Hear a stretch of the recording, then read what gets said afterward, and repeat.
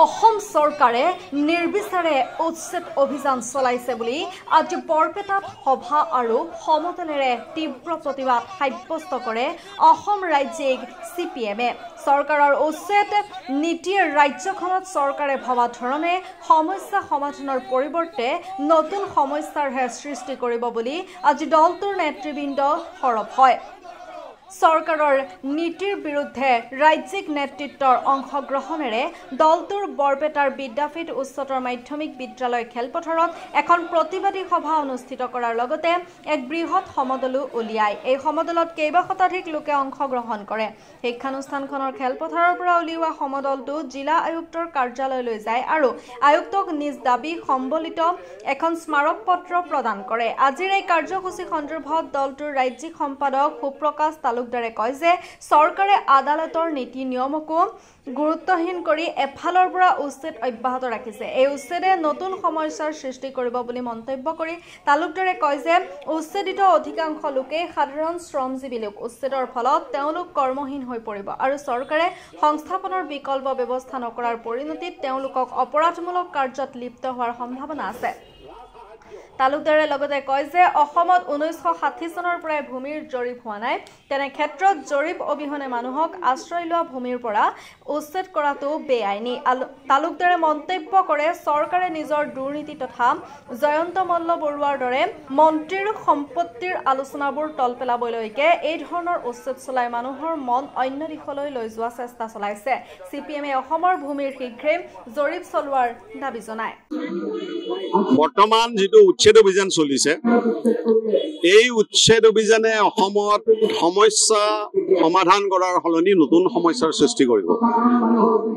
কাৰণ ৰাজ্যখনত যিসকল মানুহে পৰিশ্ৰম কৰি খাই আছিল, বনাঞ্চল বা অন্য ঠাইত যিবিলাকে আশ্ৰয় লৈছিল, বেছিভাগ হৈছে শ্ৰমজীৱী মানুহ। এই মানুহক যেতিয়া তাৰ পৰা উচ্ছেদ কৰা হ'ল, স্বাভাৱিকতে তেওঁলোকৰ যি কামৰ ক্ষেত্ৰ তাৰ পৰাও তেওঁলোকে বঞ্চিত হ'ব। গতিকে ইয়াৰ ফলত আৰু কিছুমান বেকাৰ মানুহৰ সৃষ্টি হ'ব। উপায় নাপায় বহু মানুহে অসামাজিক কামতো লিপ্ত হোৱাৰ আশংকা আছে। গতিকে এই সমস্যা সমাধানৰ পথ নহয়, কোৰ্টৰ যিটো ৰায় আছে সুস্পষ্ট, বিকল্প সংস্থাপন দিয়ক, ক্ষতিপূৰণ দিয়ক, তাৰ পাছত উচ্ছেদ কৰক। তেওঁলোকে সেই কাম নকৰি তেওঁলোকে মানুহখিনিক উচ্ছেদ কৰি তাৰপিছত কৈছে আমি সংস্থাপন দিম। গলে যাব পাৰে। এজনে কৈছে, মন্ত্ৰীয়ে কৈছে আমাৰ ওচৰতো কোনো অহা নাই সংস্থাপন বিচাৰি। এইবিলাক হৈছে আচলতে আদালতৰ নিৰ্দেশৰ অৱমাননা।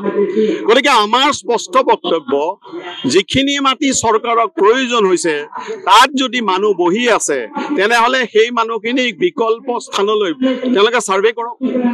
1965 চনৰ পৰা অসমত কোনো ভূমি জৰীপ হোৱা নাই। হৰিশংকৰ ব্ৰহ্ম যি সৰ্বানন্দ সোণোৱাল চৰকাৰে গঠন কৰিছিল, তেওঁলোকে কৈছিল যে প্ৰথম ছাৰ্ভে হোৱাৰ প্ৰয়োজন, কাৰণ যোৱা 60 বছৰ অসমত মাটিৰ কোনো ছাৰ্ভে হোৱা নাই। গতিকে জৰীপ কৰি যিখিনি মানুহক দিয়াৰ প্ৰয়োজন নাই নিদিব, আমাৰ ক'বলগীয়া একো নাই। যি মানুহে বিকল্প ঘৰ বনাব পাৰে, নিজে ইনকাম কৰি ভালকে খাই আছে, তেওঁলোকক চৰকাৰী মাটি দিয়াৰ আমি পক্ষপাতি নহয়। কিন্তু যিখিনি মানুহৰ বিকল্প নাই তেওঁলোকক বিকল্প দিয়াৰ নীতি চৰকাৰে গ্ৰহণ কৰিলে আমি এই উচ্ছেদত ক'ব লগা আমাৰ একো নাথাকিব। কিন্তু যদি নতুন সমস্যা তেওঁলোকে সৃষ্টি কৰি থাকে আৰু এটা ভ্ৰান্ত ধাৰণা তেওঁলোকে সৃষ্টি কৰিব খুজিছে যে আমি মিয়া মানুহ অবৈধ বাংলাদেশীক আমি উচ্ছেদ কৰিছো, কিন্তু কাৰ্যক্ষেত্ৰত আমি কি দেখা পাইছো? 40 ঘৰ জনজাতীয় মানুহ চাৰিদুৱাৰত উচ্ছেদৰ জাননী দিছে। আপোনাৰ উৰিয়াম ঘাটত য'ত উচ্ছেদৰ জাননী দিছে তাত বিভিন্ন জাতি জনগোষ্ঠী বসবাস কৰি আছে। সংখ্যালঘু মানুহ যেনেকে আছে তেনেকৈ জনজাতীয় মানুহ, আমাৰ বকৰ পৰা যোৱা ৰাভা মানুহ, বড়ো মানুহ, তেওঁলোকে উৰিয়াম ঘাটত কাম কৰি পৰিশ্ৰম কৰি খাই আছে। গতিকে এই উচ্ছেদৰ পৰা কোনো জাতি জনগোষ্ঠীয়ে ৰেহাই নাপায়। তেওঁলোকে কেৱল ৰাজনীতিৰ কাৰণে কিছুমান কথা তেওঁলোকে ডাঙৰকৈ দেখুৱাই আছে, নিৰ্যাতন তেওঁলোকক কৰি আছে।